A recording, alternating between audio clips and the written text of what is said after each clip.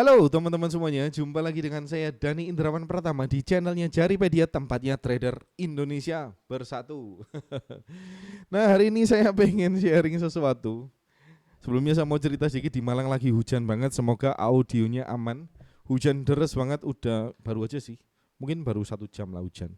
Nah, hari ini saya pengen share sesuatu karena saya sudah libur tradingnya akhir tahun. Saya pengen share, kita ngobrol-ngobrol sesuatu yang menarik mengenai top down analysis. Tadi sudah saya siapkan, di mana ya? Euro apa tadi ya? Sudah saya hapus kali ya. Nah, kita mau ngobrolin tentang top down analysis. Ada beberapa teman-teman yang mungkin belum paham atau mungkin teman-teman pengen tahu nih apa sih yang dilakukan saat melakukan top down analysis. Nah, sebelum kita masuk ke sana, top down analysis adalah kita menganalisa market dari sudut pandang yang lebih luas. Jadi kita masuk ke time frame yang tinggi, kemudian zoom in ke time frame yang lebih rendah. Biasanya ada 3 time frame yang saya gunakan, tapi di sini akan saya share 2 time frame inti yang akan saya gunakan dan biasanya saya gunakan untuk charting. Nah, setiap time frame mempunyai fungsi masing-masing. Apakah yang harus kita lakukan di time frame yang lebih besar? Di time frame yang lebih besar kita melihat map kita di mana saat ini berada. Jadi di mana letak harga sekarang dibanding dengan lantainya, harga termurahnya dibandingkan dengan atapnya atau harga termahalnya yang bisa kita tradingkan. Nah, di antara kedua tempat tersebut kita bisa melakukan trading. Di mana tepatnya kita zoom in ke time frame yang lebih rendah di H1 misalnya kayak gitu. Nah, sebagai seorang trader, teman-teman harus menjawab 2 pertanyaan. Nah, pertanyaan itu terjawab dari masing-masing time frame. Jadi teman-teman bisa melihat time frame yang lebih besar di sebelah kiri kita, time frame daily, untuk menjawab pertanyaan pertama seorang trader. Apakah baiknya saya mau menjadi buyer atau seller, atau sebaiknya saya nggak trading sama sekali? Di pertanyaan pertama kita bisa menjawab di time frame yang lebih besar atau di curve time frame. Untuk menjawab pertanyaan kedua, kita menuju ke H1, time frame yang lebih rendah. Pertanyaan keduanya apa? Pertanyaan keduanya adalah di mana harga tepatnya, di mana harga spesifik kita melakukan buy saat kita jadi buyer, di mana harga spesifik saat kita sell saat kita mau jadi seller. Jadi setelah kita menjawab 2 pertanyaan itu, kita bisa trading dengan aman, nyaman, dan nggak kepikiran apa-apa. Jadi selama kita punya MM dan RR, teman-teman akan selamat dan kita akan profit bareng. Nah, selama teman-teman menjawab 2 pertanyaan itu tadi, teman-teman akan survive nih di market. Kalau teman-teman nggak bisa menjawab, sebaiknya kita jadi apa nih? Oh, kayaknya rasanya saya mau jadi buyer deh. Saya mau buy aja, di mana ya buy-nya? Oh, di sini aja, pas ada kejadian ini. Dan itu nggak menyelamatkan teman-teman kalau teman-teman menggunakan feeling, insting, dan lain sebagainya. Sebagai seorang trader profesional, kita punya datanya, teman-teman. Teman-teman seharusnya sudah punya datanya sebelum menentukan teman-teman melangkah. Pada akhirnya teman-teman sendiri nih yang ngeklik. Kalau teman-teman nggak disiplin dengan rule-nya, ya akan terjadi hal-hal yang tidak kita inginkan. Dan hal-hal yang tidak kita inginkan tersebut saya nggak kepingin saya dan kita semua teman-teman yang nonton video ini terjadi di kehidupannya. Oke, kita akan masuk dulu ke time sequence-nya. Jadi kita harus tahu nih pasangan istilahnya pasangan time frame-nya itu berapa aja. Jadi teman-teman bisa lihat nih. Kalau teman-teman swing nih sama kayak saya, teman-teman bisa lihat bigger picture-nya di daily. Kemudian bisa zoom in ke H1. Kalau teman-teman swing tapi swing yang lebih konservatif, teman-teman bisa menuju ke weekly. Kemudian teman-teman bisa zoom in untuk mencari area entry-nya di H4. Kalau teman-teman scalper, saya rasa di sini banyak sekali yang scalper. Nah, teman-teman bisa menuju ke H4 untuk melihat curve-nya. Kemudian teman-teman bisa entry di M15. Kalau teman-teman scalper yang lebih agresif lagi ini, teman-teman bisa masuk ke H1 untuk melihat curve-nya, kemudian entry-nya di M5. Jadi teman-teman kalau sudah tahu pasangannya seperti ini, teman-teman bisa praktek aja langsung bareng saya. Misalkan nih, saya tentuin dulu nih sekarang ya, saya mau jadi swing trader. Swing tapi yang lebih agresif nih. Swing daily kita melihat sebagai daily sebagai curve, dan H1 untuk melihat entry-nya.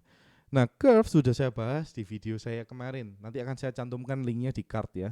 Teman-teman bisa langsung klik, tapi sebelumnya teman-teman silakan tonton video ini sampai habis dulu ya. Nah, setelah teman-teman menuju ke time frame daily, di mana daily ini ada curve-nya, kita mencari area supply dan demand yang kita butuhkan untuk melihat curve-nya. Jadi sekarang teman-teman punya indikator seperti ini. Jadi teman-teman silakan pasang ini indikator, atau teman-teman kalau sudah terlatih matanya tidak perlu menggunakan indikator juga boleh aja. Nah, kita melihat move yang paling kencang. Jadi saat kita melihat area supply atau demand, kita melihat move yang kencang. Set, mata saya langsung tertuju ke ini, kita bisa lihat move-nya ini langsung ngedrop nih. Kalau dihitung secara derajat, derajatnya ini berapa nih? Kita pakai ini. Ya, sini cukup kencang, 64 derajat turunnya ya. Kita mau yang tegak lurus kayak gini ini lebih baik. Nah, setelah kita melihat move market yang kencang, kita geser ke kiri. Kira-kira di mana ada area supply atau area demand tersebut. Di sini sudah ke remove ya area supply-nya karena sudah ke filled oleh ini. Kita naik lagi nih. Ini areanya cukup lebar sejauh ini. Ini areanya bisa kita tandain. Meskipun area cukup lebar, kita bisa lihat itu sebagai area supply. Yes, warna kuning ini adalah area supply di daily. Kurang ideal ya. Kita bisa masuk lagi ke atasnya lagi. Kita punya area supply juga di daily. Sekarang giliran kita cari demand-nya. Demand-nya di mana? Kita lihat move yang kencang. Kita punya move yang kencang di sini. Set, ini cukup naik. Kita bisa tandain ini sebagai area curve-nya. Warna hijau, kita tandain pakai warna hijau. Floor, kita bisa turun lagi. Di sini kita punya area yang sangat oke, gokil juga move out-nya. Kita punya sini, kita tarik aja sampai sini. Sebenarnya ini kayaknya level on level ya teman-teman. Oke. Ini drop base rally. Kita bisa nyalain indikatornya. Yes, betul. Drop base rally. Ini level on level. Dan kita punya area di sana. Setelah itu kita lihat nih. Kita menjawab pertanyaan pertama. Sebaiknya kita mau jadi buyer atau jadi seller? Nah, jawabannya adalah tergantung dengan stylenya teman-teman. Kalau teman-teman trend follower, kita lihat trennya terlebih dahulu. Kita bisa lihat dengan jelas, teman-teman bisa lihat dengan jelas. Di sini trennya naik. Nah, sebenarnya ada time frame untuk kita melihat tren di 240 biasanya saya atau ke H4. Kita bisa tarik higher high, lower high dan lain sebagainya. Kalau teman-teman menggunakan cara saya. Kalau teman-teman menggunakan EMA, silakan. Menggunakan indikator-indikator yang lain silahkan. Jadi kalau teman-teman pakai higher high, kita nggak tahu nih trennya kemana nih. Harga naik, kembali, dan kita lagi nggak kemana-mana. Dan ini lagi sideways di area ini. Kalau teman-teman menggunakan EMA, teman-teman bisa nyalakan aja EMA-nya. EMA-nya misalkan kita pakai EMA 9. Nah, teman-teman bisa lihat. EMA juga mengatakan bahwa ini sideways. Berarti nggak cocok untuk teman-teman yang trend follower.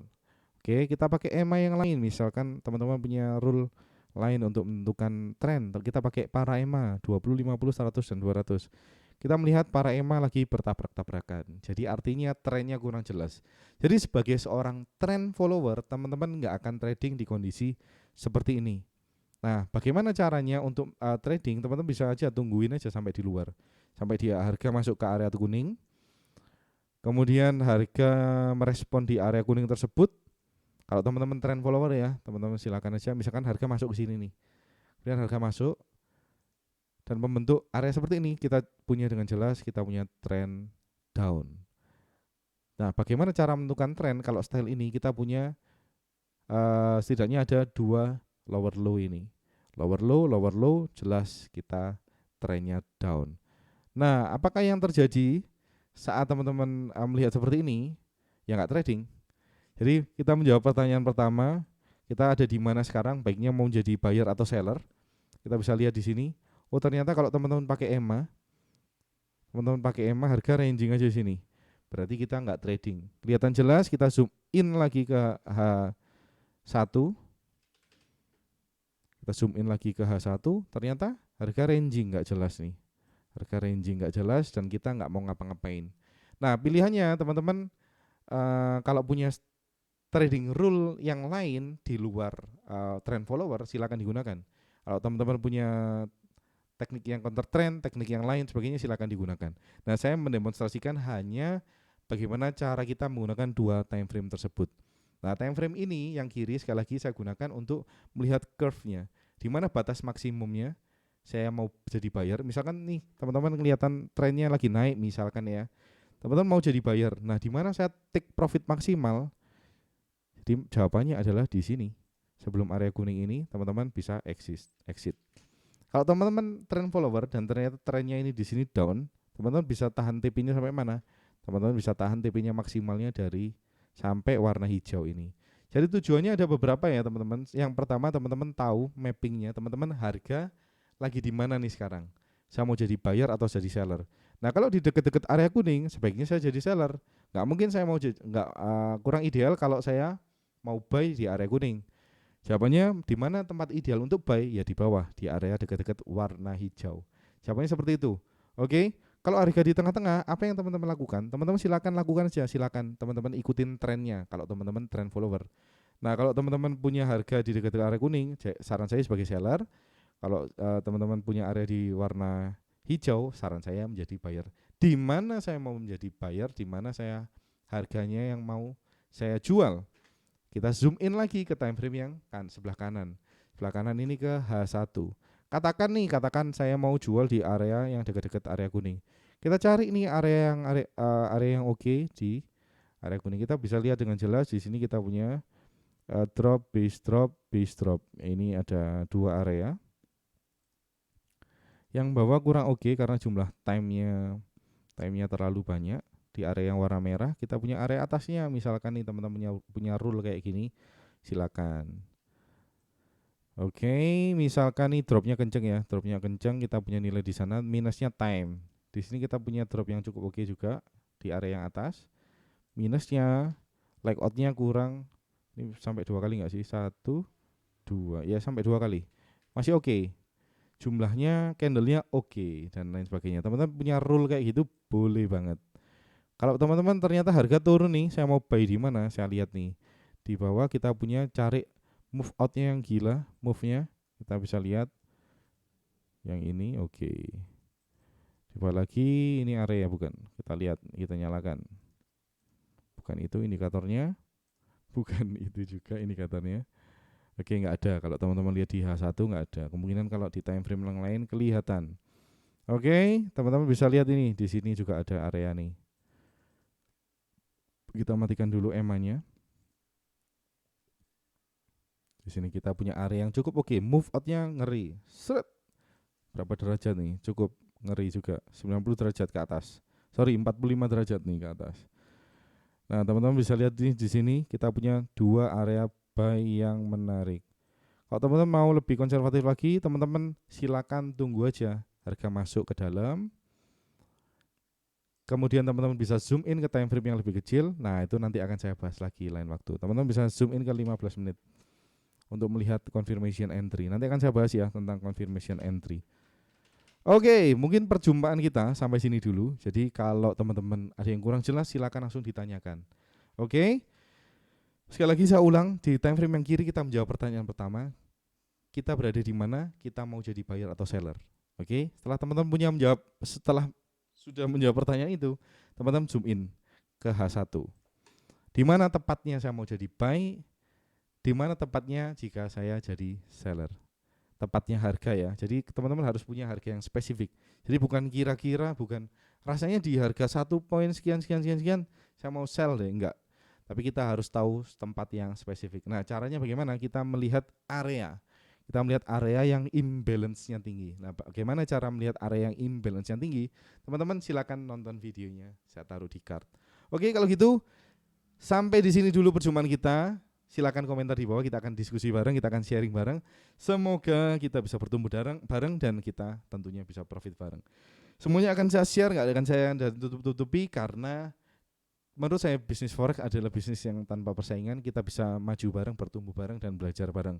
Nggak harus bersaing, nggak harus saling jotos-jotosan seperti di luar sana. Kita bersatu menjadi trader Indonesia yang bersatu seperti slogan kita. Jaripedia tempatnya Trader Indonesia bersatu. Ciao.